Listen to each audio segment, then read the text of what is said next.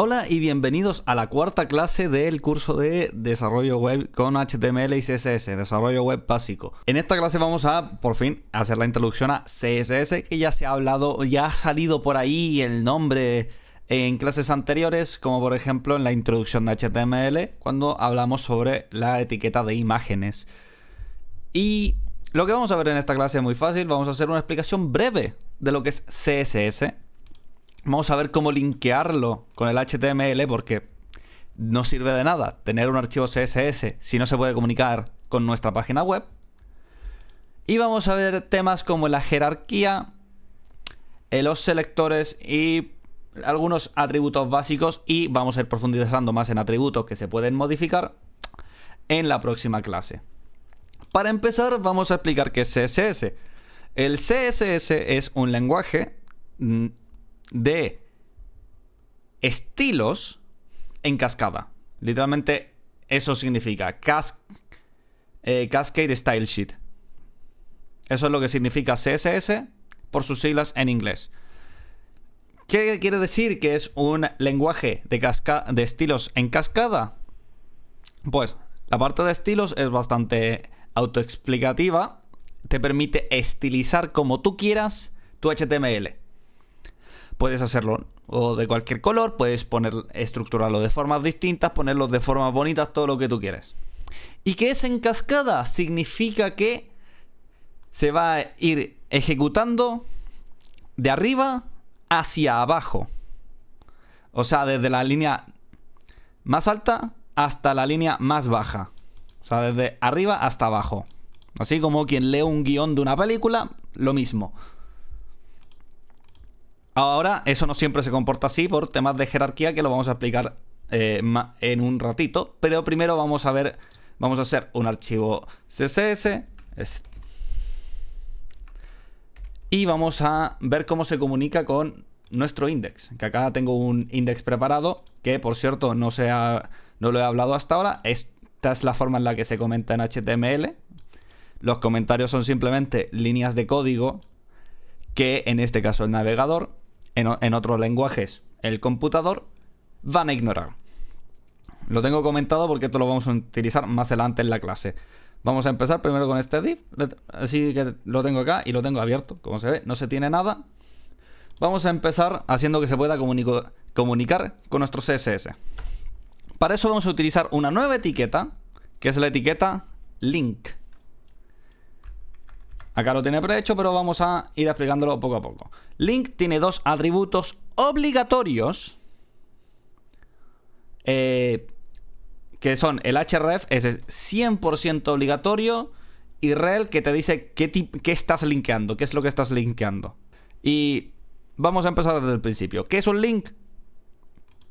Y no es un personaje de Zelda, es un enlace. Está enlazando dos cosas. En este caso, ¿qué está enlazando? Rel significa lo que está enlazando. O sea, te dice qué está enlazando con ese link. En este caso, un style sheet o una hoja de estilos. Porque me preocupa estar pronunciando esta parte de la palabra mal. Porque se da a pronunciarla mal. Y luego href, como se vio en el anchor point, es la ubicación.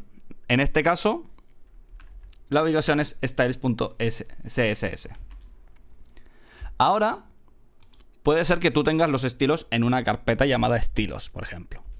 Tal vez no escrito así, tal vez tendrías más decencia a la hora de escribir en español o inglés, pero algo así. ¿Qué pasa? Ahora no está linkeado porque esto, o una forma alternativa de escribir esto es así, es todo lo que está en la misma carpeta. Punto carpeta es la misma carpeta. Lo que tienes que hacer es añadir otra carpeta. Estilos, en este caso. Y ahora se comunica sin ningún tipo de problema. Esa es la única cosa que hay que tener en cuenta. Que dependiendo de dónde esté la carpeta, pues tenéis que llevarlo. Y esto significa en esta carpeta. Traducido a una frase más normal, esta referencia sería: en esta carpeta está la carpeta estilos. Y en esa carpeta está el archivo styles.css. Básicamente, de forma así simple. Y entonces ahora sí vamos a ver cómo funciona CSS. Vamos a comenzar haciendo un selector, como se ve acá, que es obligatorio, porque te va a decir qué es lo que estás modificando. Como tenemos acá un div, vamos a modificar un div. Los selectores más básicos, que son los selectores de etiqueta, son simplemente el nombre de la etiqueta de HTML. Y digamos que, por ejemplo, está el atributo background color, bastante autoexplicativo. Vamos a hacer que sea negro. Y vamos a ver en qué cambia nuestro HTML. ¿Qué pasó? No cambió nada, ¿cierto? Eso es porque el div no tiene un tamaño, no tiene nada. Podemos darle un tamaño obligatorio con los atributos width y height, si lo escribo bien mejor, de por ejemplo 40 píxeles por 40 píxeles y que sea un cuadrado. Esos dos atributos, pues estos tres atributos los tengo que enseñar primero antes de poder explicar todo lo demás, porque se necesita poder visualizar qué estamos haciendo, ¿sabes? Background color, simplemente el color de fondo del atributo, en este caso del div. Width es el ancho en inglés. 40 píxeles, bueno, si no saben qué es un píxel, búsquenlo en Google, es bastante fácil, pero en esencia es un LED que se prende o se apaga en las pantallas de cierto color. Y altura, 40 píxeles. Son todos bastante autodescriptivos, recomendable saber el inglés. Y ahora vamos a hacer un ejemplo de lo que quiere decir que sea en cascada. Cuando los estilos son en cascada, quiere decir que va de abajo hacia arriba. Así que ahora este div tendría dos colores de fondo, que serían el negro y el verde. Pero solo se queda el verde, porque es la última línea que se leyó. Si luego esto lo invertimos, vuelve a ser negro.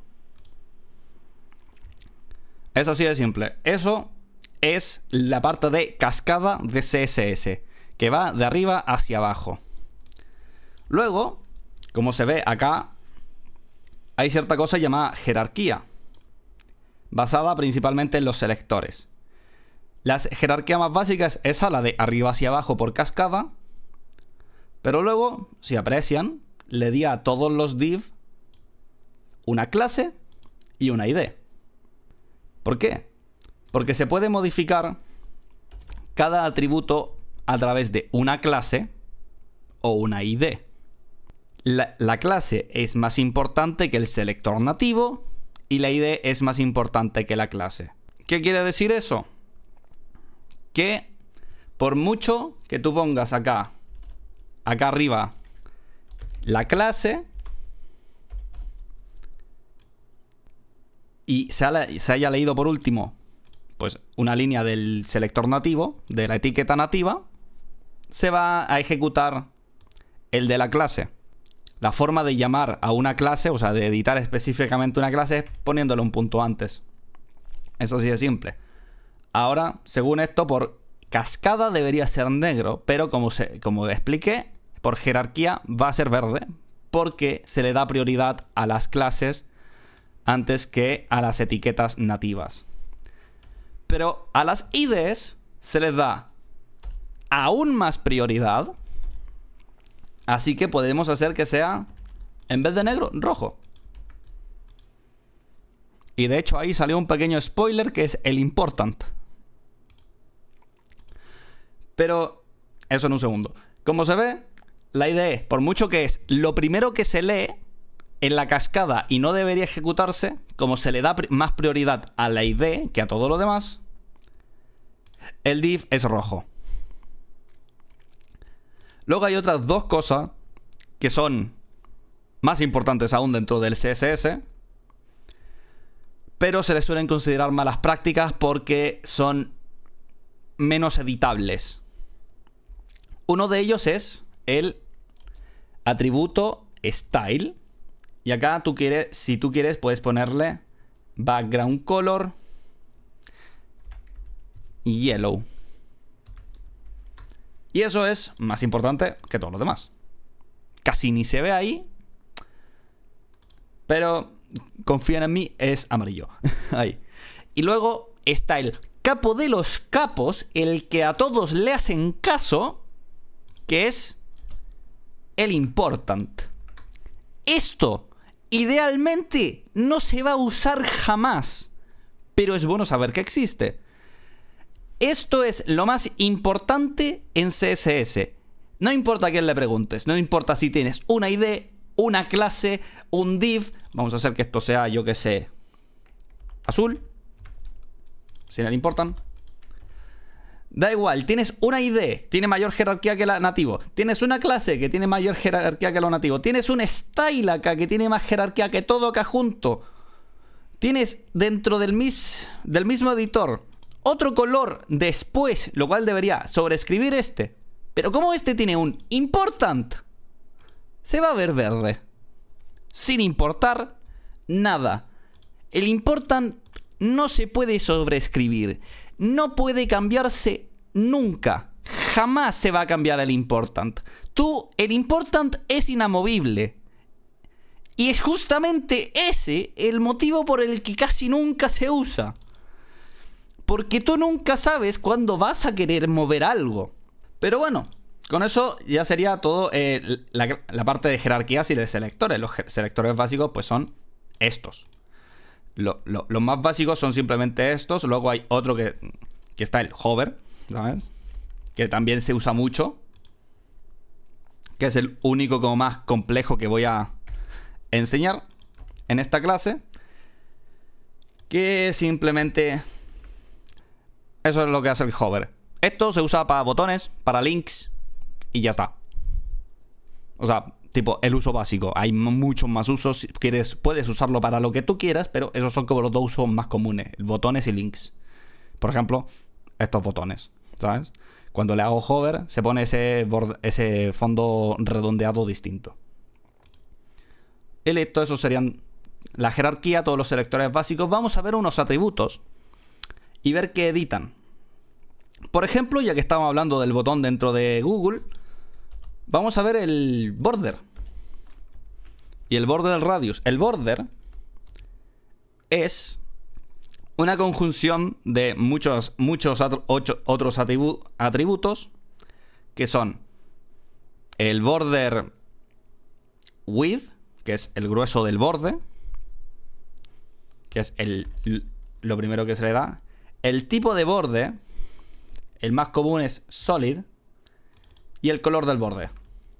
Y como esto es blanco, vamos a ponerle white para que se note el contraste. Sencillito el borde. El borde, pues obviamente hay otras categorías que son border color, que podemos hacerlo aqua, o vamos a hacerlo un color más oscuro mejor, blue. Está el border bottom, top y left, right. Eso es simplemente si queréis manejar como el borde top, solo manejarías esta línea. Y si solo dejas el border top, solo se vería esta línea. Lo mismo con el right, lo mismo con el left y lo mismo con el bottom, que se puede utilizar. También está el border style, que en este caso sería lo del solid, que podemos ponerlo dashed. Y por último el border width, que podemos hacer que sea 5 píxeles. Y como es en cascada, se va a sobreescribir. Pero vamos a dejarlo en el orden en el que se ponen en el propio border nativo. Entonces serían el width, el style y el color. En ese orden son los atributos que recibe el border. Y eso se suele utilizar pues para cosas así. En este caso no se usa el border como tal. Se usa otra propiedad del border, que es el border radius, que acá le podéis poner lo que sea. Si queréis hacer un círculo perfecto, por ejemplo, le ponéis 50%. Este es un círculo perfecto. Ahora ya entramos al tema de medidas más complejas. Esto, por ahora, solo voy a explicar el de porcentaje porque luego hay cosas mucho más complejas. Que si el M, que si el REM, que si el VH, que si el VW. Vamos a ver solo píxeles y porcentajes en este. ¿Por qué? Porque eso es lo más fácil. Vamos a empezar desde el principio. Este div está alojado dentro de un cubo que es el body. Y el porcentaje, si le pongo width 100%, ese porcentaje, esto para poder visualizar, eso 100% es que estaría utilizando el grosor, el 100% del grosor del cuadrado en el que está, que en este caso es el body. Si yo pongo acá otro div dentro de este div estaría utilizando el 100% de este div. O sea, ocuparían el 100% de la etiqueta padre. Porque cuando se le hace nesting a las cosas, por ejemplo, vamos a hacer acá un span. Aparece span. Este span es hijo de este div. Y este div es hijo de body. Y cuando tú usas porcentajes, va a tomar ese porcentaje del padre. En este caso, es el div va a usar el 100% del body. Que en el body es toda la pantalla, básicamente. No del todo, porque hay ciertas cosas que hace el navegador de base, que las vamos a ver ahora cuando termine de explicar esto. Cuando tú haces el border radio porcentualmente, el padre del border, o el padre del borde en sí, es el propio div. Es la propia cosa que se está editando.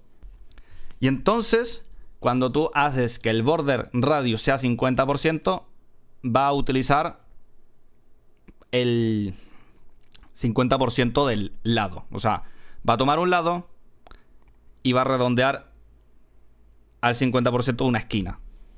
La verdad es que en el caso del border radio es como difícil de explicar. Pero el punto es que el border radio toma la esquina y la redondea un poquito. Y si pones 50%, va a llegar a un círculo porque va a redondear hasta la mitad de cada lado del borde. En la esquina. Voy a abrir Paint en un segundo porque creo que se va a explicar mucho mejor en Paint.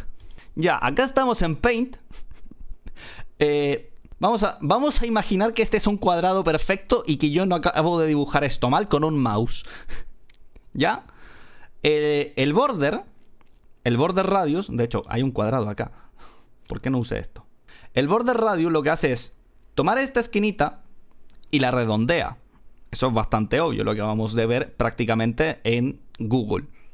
Y cuando tú le pones 50%, va a redondear esta esquina hasta llegar al 50% de los lados, básicamente.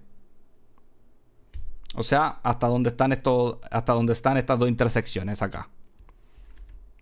Creando así un círculo, bueno, en el caso de un cuadrado perfecto, un círculo, en el caso de un rectángulo, pues un óvalo.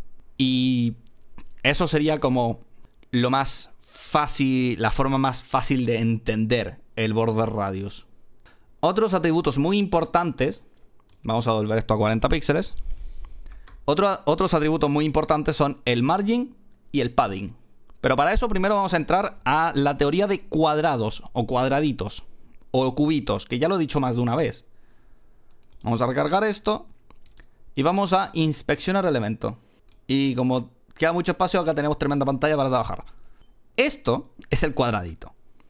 Esto es a lo que me refiero cuando hablo del cuadradito.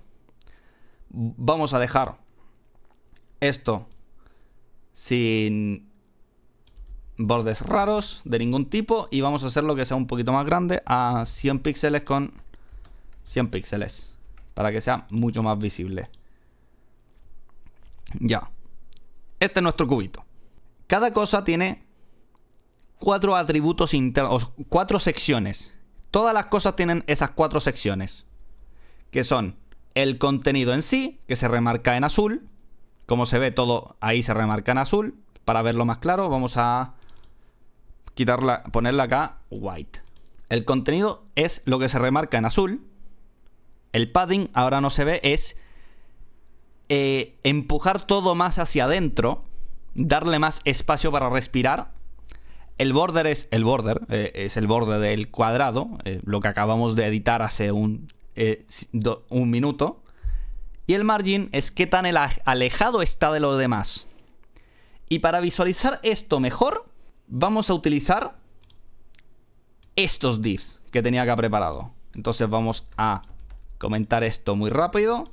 Y vamos a ponerle un margin de 5 píxeles en todas las direcciones. Eso lo explico en un segundo.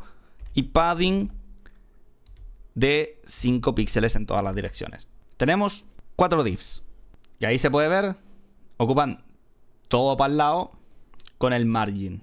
Ahí ya tenemos todo bien coloreado, bien bonito. Ahí tenemos el contenido propiamente tal en azul. El padding en verde. Como ya expliqué, empuja las cosas hacia adentro, el contenido hacia adentro. El border, que es el border, es bastante autodescriptivo. Y el margin, que es qué tan lejos está de todo lo demás. Podemos hacer algo para que no se vea ese margin gigante, pero lo vamos a hacer en un segundo. Primero vamos a explicar el margin. El margin, la propiedad margin, toma 4 atributos, todos son unidades. Por ejemplo, píxeles. Y toma las unidades en orden. Vamos acá a enseñar rapidito cómo se comenta también. Con estos símbolos se hace un comentario en CSS. Ya, estos son los atributos que recibe el margin, que son top, right, bottom, left. Pero hay unas condiciones que se tienen que cumplir. Esto es verdad cuando pones 4 atributos. Entonces sería top, right, bottom, left. Si no es así, pues se puede. Si no estás seguro, siempre puedes revisarlo, entrar a 1 y acá se ve en margin el right es 10. En este caso es mucho más que 10 porque luego se extiende hasta el final de la pantalla, pero eso es una cosa aparte. Pero cuando le das 1 menos, ya se modifica. Cuando no reciben su opuesto, por ejemplo, si al right no le das un left, estos son los dos lados. O sea, si le das el atributo right, la unidad de distancia hacia la derecha, pero no le das una unidad de distancia hacia la izquierda, va a darle tanto a la izquierda como a la derecha el mismo valor. Lo mismo con el top y bottom. Si le das un top pero no le das un bottom, el top y el bottom van a tener el mismo valor. Y si solo das el top, todos van a tener el mismo valor, en un cuadrado perfecto. O sea, cuando es un solo atributo, todos tienen ese mismo valor. Cuando se le dan 2 atributos, tanto arriba como abajo van a tener el valor del primero y la derecha y la izquierda van a tener el valor del segundo. Y luego ya si añade más atributos, pues se van a ir escribiendo como está dicho acá. Entonces, en este caso, por ejemplo, sería arriba 5 píxeles, a la derecha 10 píxeles, abajo 6 píxeles y a la izquierda 10 píxeles de nuevo. Es un poco difícil de entender, pero el margin tiene subcategorías que son margin top, margin bottom, margin right y el margin left, que los puse en el orden que se introducen en el propio margin. Y cuando le das un margin top al margin normal y solo un margin top, todos los margins tienen el mismo valor. Cuando le das un margin top y un margin right, margin top y margin bottom tienen el mismo valor acá, y margin right y margin left tienen el mismo valor acá. Y luego si les das todos, son todos. No sé si se habrá entendido bien porque es un poco complejo. Más de explicar que de entender realmente es complejo. Y también si editas uno de estos específicos, solo se cambia ese. O sea, si por ejemplo acá quito el margin y solo tengo un margin right, solo se le va a poner margin a la derecha, margen a la derecha, da igual. Y el padding funciona exactamente igual que el margin. Tiene los mismos atributos, el padding básico recibe los mismos atributos en el mismo orden, de la misma forma, y tiene los mismos subatributos. Así que si entiendes el margin, entiendes el padding, porque funcionan exactamente igual. Ahora podemos ver que el margen hacia la derecha se extiende por toda la página. Esto es por algo que hace HTML, que es el div es un objeto de bloque. ¿Qué es un objeto de bloque? Pues que usa todo el espacio hacia la derecha. Lo mismo es en los párrafos. Si yo hago ahora acá un párrafo P que diga hola, que no debería usar casi espacio, el párrafo va a utilizar todo el espacio hacia la derecha. Eso se le llama bloque. Si yo hago un span y le pongo hola, el span, a diferencia del párrafo, solo utiliza el espacio necesario. A esto se le conoce objeto en línea o inline. Entonces tenéis objetos en bloque y objetos en línea. Pero este concepto no están grabados en piedra. Tú los puedes modificar con el CSS. Si tú vienes al CSS y al div le cambias el atributo display, del inglés mostrar, el que tienen por defecto los div, por ejemplo, es bloque, que hace que utilicen todo hacia la derecha, sí o sí. El que serían los span se lo conoce como inline. Y ahora todos los bloques pues están uno al lado del otro, un poco encerrados porque al no rellenar bien pues se ponen canijos. Es por el hecho de que no tienen contenido. Y para que usen espacio tienen que tener un contenido. ¿Por qué con inline hace eso? Si tiene un width y un height fijo, se los puse yo para que tuvieran específicamente 100 píxeles. Porque los elementos inline o en línea no tienen parámetros width y height. No pueden tenerlo. Solo se les da lo justo y necesario para que tengan el texto que vayan a tener dentro. Y si acaso se les permite tener el padding, como se ve acá, el padding y el margin. Y ya está.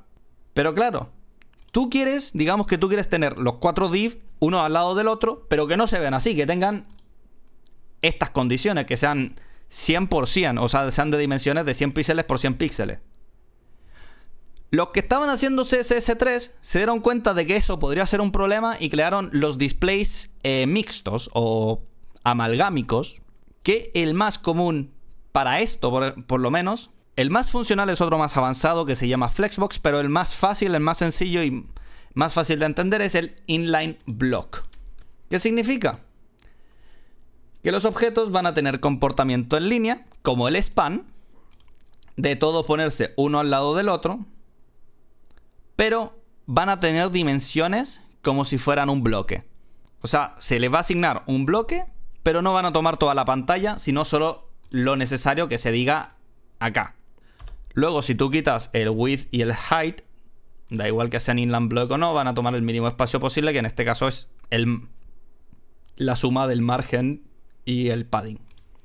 Y si les quito el margen y el padding, simplemente pues quedan puntitos por el border. Y si ya, para más remate, le quito el border, le ponemos acá esto green, igual es invisible. ¿Por qué? Porque no tienen dimensiones. Entonces se las podemos reasignar, control Z, hasta que vuelvan a aparecer. Y ya está. Esos serían los atributos más básicos, importantes. También están las fuentes.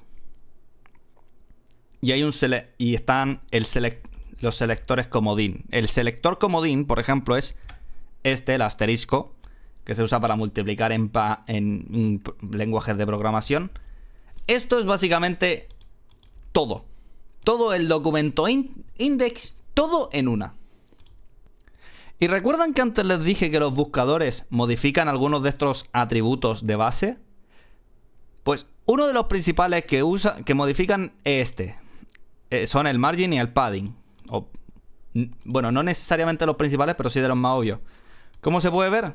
Vamos a utilizar el P. Se ve que está un poquito hacia la derecha del borde de la pantalla. Esto es porque por defecto Google tiene un margen.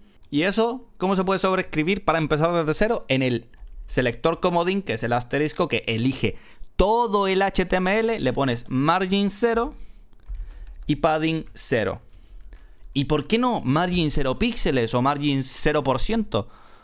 ¿Por qué no le especificas una unidad? Si tienes esa duda, que es entendible, puede ser porque en los computadores muchas veces, si no le especificáis al 100% que es una cosa, pues te dice... no me hables en chino, explícame qué es esto. Los propios computadores. Así que es normal que te preguntes por qué no le decimos qué unidad a esto. Y eso es porque CSS es capaz de entender por sí solo que 0 es 0. 0 píxeles es lo mismo que 0%, que es lo mismo que 0 vacas. Nada. 0 representa la nada. El número 0 es un número para representar nada, que nos inventamos los humanos para poder comprender el concepto de nada. Y entonces si le puedes poner simplemente 0. Y con esa modificación ya no hay margen básico de Google. Otras cosas que puede hacer Google, por ejemplo, es a los botones le vamos a poner submit para que tenga espacio y no sea un botón sin nada. Esto también se lo hace propio. Google tiene un estilo propio para los botones también. Para los botones y para los inputs y para todo. Porque si no tuvieran estas cosas realmente, el navegador no sabría qué decir, no sabría qué mostrarte. Está leyendo el HTML, es capaz de entenderlo, pero no sabe cómo mostrártelo. Porque aunque el navegador entienda HTML, no tiene una forma de representarlo visualmente. Entonces los navegadores, Google Chrome, Opera, Microsoft Edge, Brave, el que tú quieras, todos tienen un CSS básico que le pone ciertos estilos para que por lo menos no sea tan imposible de entender lo que estás viendo. Pero muchas veces algunos de estos atributos, como puede ser el margen, la fuente de texto, el font family, se editan. Font family, por si acaso, también es un atributo que simplemente especifica qué fuente de texto vas a utilizar. ¿Y por qué se ponen varios? Pues porque primero va a utilizar Segoe UI, pero si el navegador no es capaz de entender Segoe UI porque no está en su código, va a utilizar Tahoma. Si no tiene Tahoma, va a usar Geneva. Si no tiene Geneva, va a usar Verdana. Y si no tiene ninguno de estos, va a usar sans serif. Y con eso pues tenemos otra fuente de texto que es más usada también. ¿Por qué? Porque es más legible. En el caso de font también pues tenemos font size, que le puedes poner o un valor como 50 píxeles o simplemente large, larger, medium, ir probando cuál te guste, o ponerle 20 píxeles de una y que sea una asquerosidad gigantesca. La verdad creí que iba a ser más grande. Me decepcionó un poquito.